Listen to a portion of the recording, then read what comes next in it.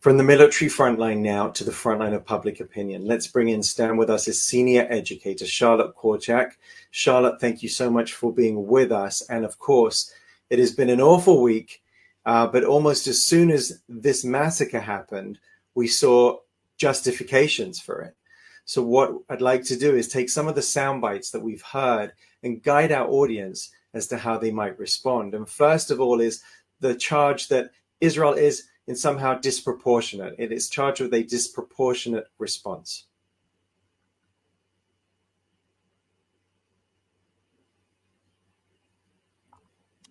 First of all, I had to look away when we started to show those photos. I know my job is to give the answers, and I just want everyone to know that we're all humans, and seeing those photos of those children and thinking of what they might be going through right now in Gaza is just, I think we just need to take another second before we dive into how do we respond to, I would say, some of the most ridiculous and obnoxious claims that we have experienced in our reality.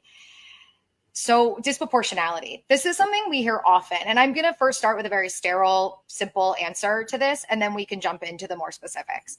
But when it comes to proportionality in international law, what we are talking about is, do the military gains outweigh the collateral damage, the civilian casualties, for example, or the infrastructure losses?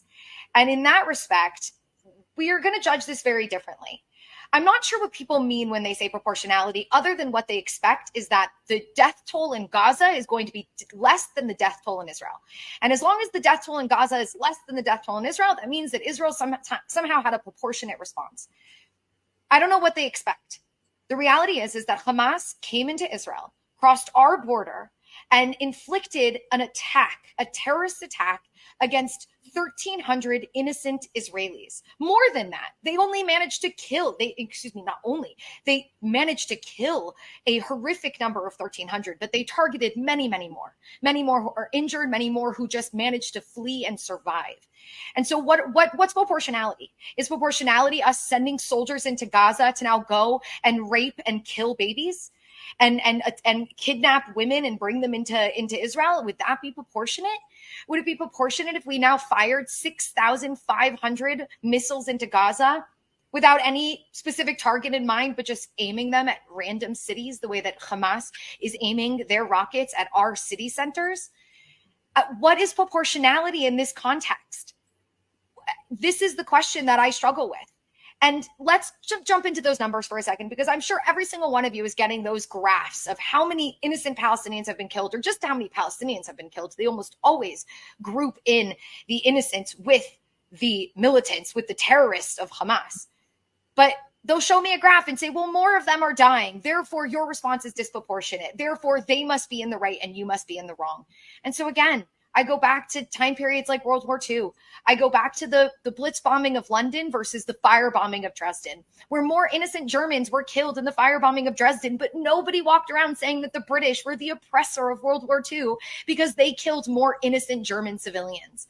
Or the Americans dropping bombs on Hiroshima and Nagasaki. Nobody walks around trying to make the argument that the Americans were the oppressor or the aggressor and that Japan was the innocent. Numbers don't tell the whole picture. So let's understand those numbers for a second. Why are casualty counts so much higher in Gaza than they are in Israel? And the answer is very simple. Because the IDF is an army.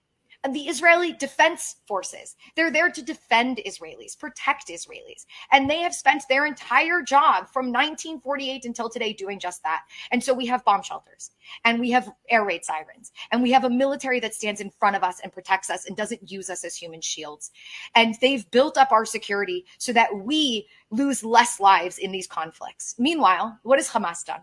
Hamas has embedded all of their infrastructure in civilian areas. Their war rooms are in apartment buildings. They store their rockets and their ammunition in homes, underneath babies' cribs. Every single bit of their technology is embedded within the civilian population. So every single target that Israel has that is a military target will also be seen as a civilian target. So Israel's not just going to bomb it. What do? We warn. We tell people we're bombing. Get out of this building. Go to safety.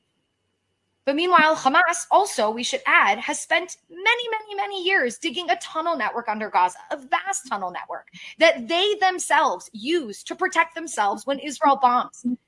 but they're not opening up those underground tunnels to their citizens. Everyone out there needs to understand that Hamas doesn't care about innocent people. People, not Israelis, Palestinians as well. They don't care. They kill us because they have a genocidal call to wipe out Israel and obliterate the Jews. And they don't mind sacrificing their own citizens for the sake of PR. So every single one of you watching, make sure you tell people when they show those innocent civilian casualties to you in Gaza, make sure you, when they blame Israel, you say to them, you're playing right into Hamas's hands. You're playing right into their hands. They want you to blame Israel. And every moment that you blame Israel for these casualties in Gaza, you're incentivizing Hamas to continue to use their people as human shields. That's the message that we have to get out there. Innocent people are not dying in Gaza because we're targeting them. Innocent people are dying in Gaza because Hamas is putting them right in the line of fire. And we are doing everything in our power to get them out of the line of fire.